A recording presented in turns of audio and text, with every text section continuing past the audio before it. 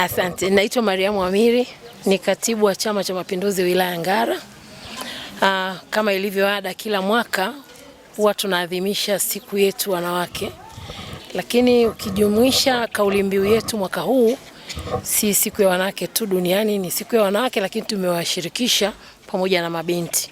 Lakini maana yetu kubwa na mabinti na wao wajue ni kina mama au ni wanawake wajao.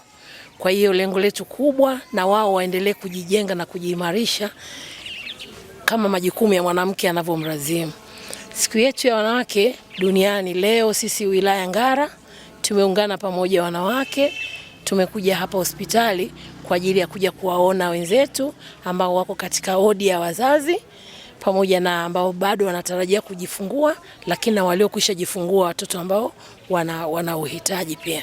Lakini baada ya hapa tutakwenda kuwaona watoto wenye uhitaji maalum. Kwa hiyo hii yote ni namna ambavyo tumejipanga sisi wanawake wa wilaya Ngara kuja kuzungumza na kuwafariji wenzetu ambao wanahitaji faraja. Lakini dhamira yetu kubwa ni pia ni kumjenga binti ambaye anahitaji kuwa mama baadaye, ajijenge naye kimawazo na kimtazamo kwa ajili ya kujinufaisha baadaye anapokuwa mama aweze kujisimamia mwenyewe katika malengo yake ambayo atakuwa amejiwekea.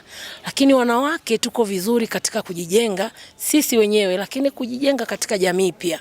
Kwa hiyo siku yetu ya wanawake tunaimarisha vizuri na tunaiadhimisha vizuri kwa ajili ya manufaa ya nchi yetu pamoja na jamii kwa ujumla.